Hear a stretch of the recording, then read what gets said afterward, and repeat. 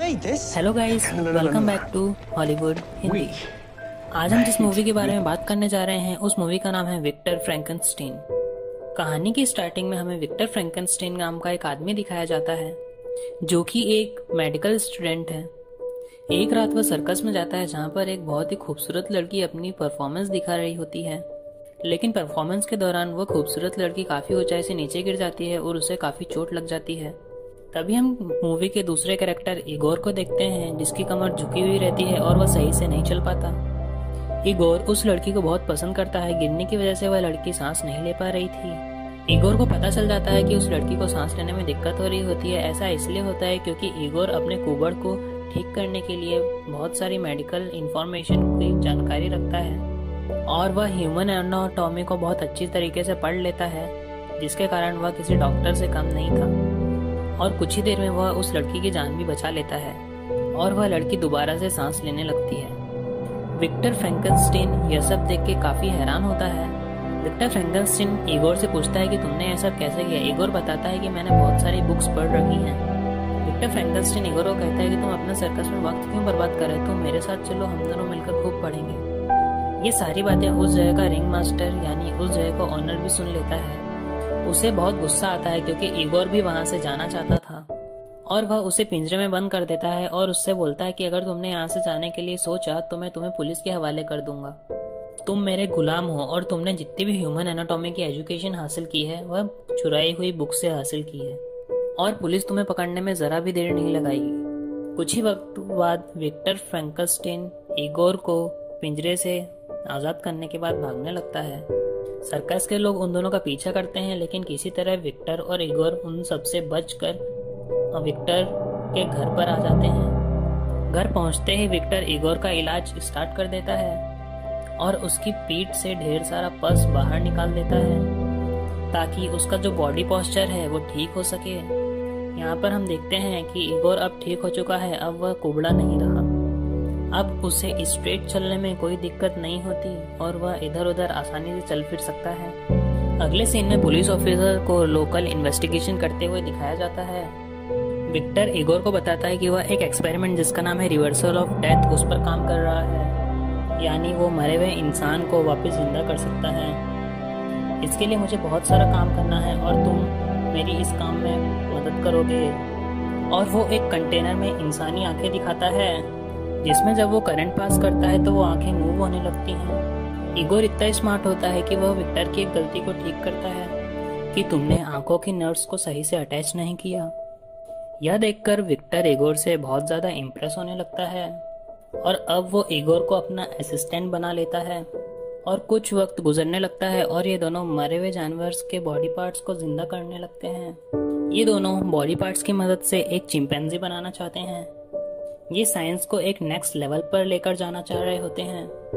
काम करने के बाद विक्टर और इगोर एक पार्टी में जाते हैं जहां पर इगोर उसी खूबसूरत लड़की से मिलता है जिसे हमने मूवी के स्टार्ट में सर्कस में देखा था। वह लड़की इगोर को पहचान तो नहीं पाती, लेकिन इगोर उस लड़की से काफी मोहब्बत करता है। विक्टर इगोर को उस लड़की से दूर रहने के लिए कहता है। विक्टर इगोर को कहता है कि मुझे तुम्हारा सारा फोकस बस काम पर चाहिए। अब ये दोनों अपने घर पर आ जाते हैं जहाँ पर हम पहली बार मॉन्स्टर चिंपैंजी को देखते हैं जो कि इलेक्ट्रिक वायर्स में जकड़ा हुआ होता है। इस मरे हुए चिंपैंजी से इलेक्ट्रिसिटी गुजारी जाती है ताकि वह जिंदा हो सके। इगोर यहाँ पर काफी कंफ्यूज्ड हो रहा होता है, लेकिन उसकी कंफ्यूजन दूर हो जाती है जब मरा हुआ चिंपैंजी मूव करने लगता है, जिसका मतलब इनका एक्सपेरिमेंट कामयाब हो चुका है। अगले दिन विक्टर फ्रैंकेनस्टीन इस चिंपैंजी को यूनिवर्सिटी में अपनी रिसर्च को दिखाने के लिए लेके जाते हैं, जहाँ थोड़ी मुश्किलें तो आती हैं, लेकिन चिंपैंजी जिंदा होकर इधर उधर अटैक करने लगता है और वह लोगों पर हमला करने लगता है, जिसको देखते हुए विक्टर अपने ही क्रिएशन यानी चिंपैंजी को जान से मार देते हैं। विक्टर को उसकी यूनिवर्सिटी से निकाल दिया जाता है क्योंकि उसने इलीगल मेथड्स का इस्तेमाल किया है। यहीं पर उसके कुछ अमीर क्लासमेट्स भी होते हैं। वह विक्टर को कहते हैं कि हम तुम्हें फंडिंग देंगे और वह विक्टर को कहता है कि अब तुम मेरे लिए आर्टिफिशियल ह्यूमनॉइड बनाओगे, यानी कुछ ऐसे क्रिएचर जिन्हें हम अपने मुताबिक कंट्रोल कर सकें और क्रिएट कर सकें। और वह विक्टर को उसके बदले में काफी पैसे भी ऑफर करता है। यहाँ पर हम इगोर को देखते हैं और इगोर नहीं चाहता कि वह इन लोगों के साथ काम करे। लेकिन विक्टर इगोर को नज़रअंदाज करते हुए अपने रिच क्लासमेट्स के ऑफर को एक्सेप्ट कर लेता है और इगोर भी उसकी हाँ में हाँ मिला देता है, क्योंकि विक्टर ने उसको नई जिंदगी दी थी, उसकी कमर ठीक की थी, उसकी जान बचाई थी, काफ़ी एहसान किए थे, जिस वजह से वह विक्टर का साथ देने के लिए रेडी हो जाता है। अगले दिन 2 पुलिस ऑफिसर विक्टर के घर आते हैं ताकि वह उस केस की जांच कर सकें, क्योंकि उन्हें भी मालूम हो गया था कि यूनिवर्सिटी में चिंपैंजी को जिंदा करने की कोशिश की गई थी, लेकिन पुलिस ऑफिसर के पास घर चेक करने का वारंट नहीं होता, इसीलिए वह घर चेक किए बिना ही मायूस होकर चले जाते हैं। यहाँ पर इगोर उस सर्कस वाली लड़के से मिलता है जिसे वो प्यार करता है। वह लड़की इगोर को समझाती है कि तुम विक्टर को मना करो कि वह ऐसे एक्सपेरिमेंट ना करे, नहीं तो वह फिर से कोई दूसरा मॉन्स्टर बना डालेगा। वो दोनों साथ में वक्त स्पेंड करते हैं। जब वह घर आता है तो देखता है कि पुलिसमैन और उसके साथी घर का दरवाजा तोड़ रहे होते हैं। इगोर दूसरे दरवाजे से अंदर जाता है और विक्टर को भागने के लिए कहता है और बताता है कि तुम्हारा इन्वेस्टर, तुम्हारा क्लासमेट, उसने हमारे भागने का इंतजाम किया हुआ है। लेकिन विक्टर वहां से नहीं जाता और वह सारी मशीनरी को तोड़ने लगता है। वह चाहता है कि यह मशीनरी किसी के हाथ न लगे। इतनी ही देर में वह पुलिस ऑफिसर अंदर आ जाता है। वह उनको गन दिखाकर रोकने की कोशिश करता है, लेकिन वो दोनों नहीं रुकते। तभी पुलिस ऑफिसर और विक्टर की आपस में लड़ाई होने लगती है। काफी लड़ाई के बाद विक्टर उसको धक्का देता है, जिसकी वजह से पुलिस ऑफिसर का हाथ एक बहुत बड़े गियर में अटक जाता है और कट जाता है।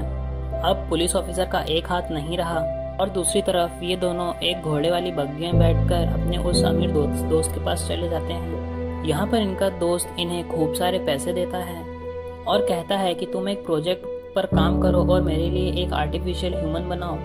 यहाँ पर काम करना सेफ नहीं था, इसलिए वो रिच मैन उन दोनों को स्कॉटलैंड भेज देता है ताकि वो लोग अपना काम अच्छे से कर सकें। इगोर विक्टर से कहता है कि तुम प्लीज इन चक्करों में मत पड़ो, लेकिन विक्टर इगोर की एक नहीं सुनता और स्कॉटलैंड चला जाता है ताकि वह अपने एक्सपेरिमेंट पर काम कर सके।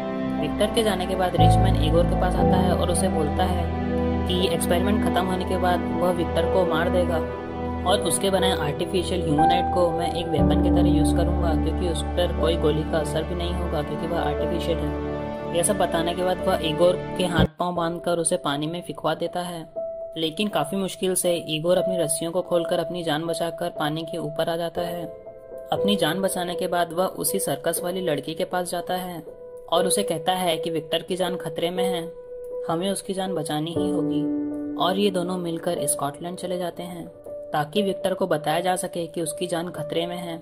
यहाँ पहुंचकर वह विक्टर को सब कुछ बता देता है कि तुम्हारी जान को खतरा है, लेकिन यह सब जानने के बाद भी विक्टर इस एक्सपेरिमेंट को कंटिन्यू रखना चाहता है, क्योंकि वह उसे एक सीक्रेट बताता है कि बहुत साल पहले एक तूफान आया था जहाँ पर मेरा बड़ा भाई मारा गया था और कहीं न कहीं विक्टर अपनी भाई की मौत का जिम्मा खुद को देता है और इस एक्सपेरिमेंट के थ्रू अपने ही बड़े भाई को जिंदा करना चाहता है। कुछ ही देर में वो इन्वेस्टर और पुलिस ऑफिसर भी यहाँ पर पहुँच जाते हैं, जहाँ पर विक्टर अपना एक्सपेरिमेंट कर रहा होता है। एक्सपेरिमेंट के दौरान बहुत ज्यादा ओवरलोडिंग हो जाती है, यानी कि बहुत ज्यादा बिजली जनरेट हो जाती है, जिसकी वजह से हर जगह तबाही मचने लग जाती है, जिसकी वजह से पूरी मशीन ब्लास्ट हो जाती है। इसी ब्लास्ट की वजह से उस इन्वेस्टर की मौत हो जाती है। पुलिस ऑफिसर विक्टर को कहता है कि इस तबाही के पीछे का हाथ सिर्फ तुम्हारा है, तुम्हारी ही वजह से यह सब कुछ हो रहा है। इसी बातचीत के दौरान वह बनाया गया मॉन्स्टर अपनी जगह से उठता है और मूव करने लगता है। विक्टर कहीं न कहीं खुश होने लगता है कि शायद उसका बनाया गया एक्सपेरिमेंट कामयाब हो गया है। विक्टर उस मॉन्स्टर से बात करने की कोशिश करता है, लेकिन वह कुछ भी नहीं बोलता और वह मॉन्स्टर एक ही जगह पे खड़ा रहता है। पुलिस ऑफिसर काफी डरा होता है क्योंकि यह मॉन्स्टर काफी खतरनाक लग रहा था। वह अपनी गन निकालकर उसकी तरफ शूट करता है, जिसकी वजह से वह मॉन्स्टर पुलिसमैन पर अटैक कर उसको मार डालता है। उसके बाद वो मॉन्स्टर विक्टर और इगोर से भी लड़ने लगता है, लेकिन काफी देर लड़ने के बाद ये दोनों उस मॉन्स्टर को वहीं पर मार डालते हैं। अगले सीन में विक्टर को समुद्र के किनारे बैठा हुआ दिखाया जाता है, जिसमें वो इगोर को एक लेटर लिखता है और उसमें वो लिखता है कि तुम अब उस लड़की से मिल सकते हो, क्योंकि शुरू में विक्टर ने इगोर को मना किया था। और लेटर में विक्टर इगोर से माफी भी मांगता है, क्योंकि इगोर के मना करने के बावजूद भी विक्टर ने इगोर की एक नहीं सुनी। इसी सीन को दिखाते हुए यह मूवी खत्म हो जाती है। Thank you guys for watching.